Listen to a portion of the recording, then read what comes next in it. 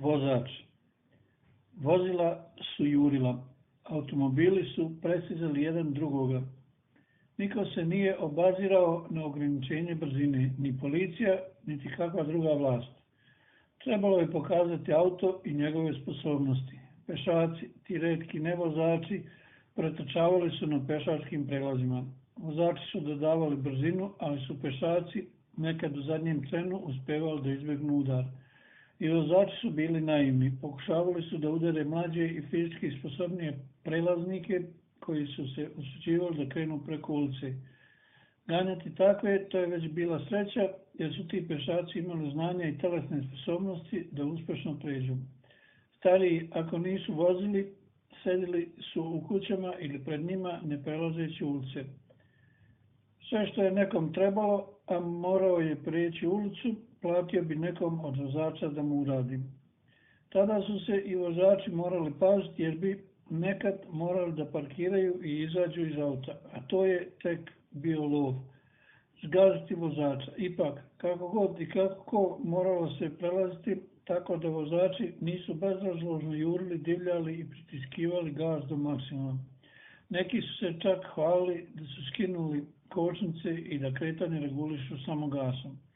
Mnogi su im se divili, a svaki vozač se trudio na svoj način.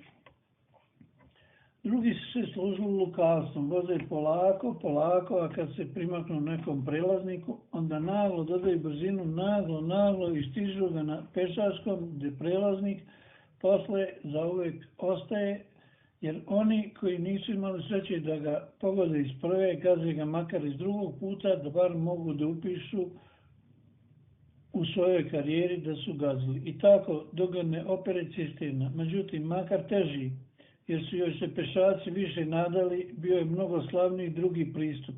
Cesta u sred grada, duga, a potpuno ravna. Vozač stane na početak nje i turira bilo šta od auta, a najbolje ako je Ferrari ili Lamborghini. To podiže ugled. Oko ulice duge poredaju se gledaoci u špalirima i čekaju da vide šta će se desiti. Onda vozač kreće. U par sekundi i nekoliko desetina metara postiže ogromnu brzinu. Tad plaćeni, a više neplaćeni pojedinci iznenada, ali u pravom momentu guraju neke od gledalaca na ulicu. Razulareni vozač ih tare, gazi, baca u vazduh i sve to u trenu ispred naguranih gledalaca na trotoarima odlazeći dalje niz ulicu, a iz mase stiže odobravajući huk, jer je vozač tako dobar, jer ovaj dan oni nisu bili na ulici. A već sutra pomahnitali vozač, dostigavši najveću brzinu, a ne zgazivši dovoljno, kod najveće grupe naglo skreće ka pločniku i svom silinom udara u masu, ubijajući sve pred sobom, dok i njega ne izvuku iz zaglavljenih i polupanih kola, ali sve je to jedna svetkovina imanja i bezobzirnosti i svi pretrčavaju da vide i raduju se kolika je gomila izginulih. Uzimaju im dragocjenosti i skidaju odeću ako vredi, svi plješću, a vozač uzignutih ruku stoji na svome smrskanom autu. Kakva moć! Preokret Crne na isto. O kakvom preokretu Crne Gore pišete i lažete? Do doba Otomanske imperije 5 nahija zvanih Crna Gora se oslanjala na Mletačku republiku. Kralj Nikola je emigrirao u Italiju. Crnogorski četnici, ogromna većina Crne i crnogorske ustaše Savića Markovića su usko sarađivali i sa Nemcima i sa Italijanima. O ustašama ne treba ni govoriti, a četnici su probali da sarađuju sa hrvatskim ustašama, a od 1991. do danas plodotvorno sarađuju kako Radovan Karadžić, tako i sadašnji Nedić.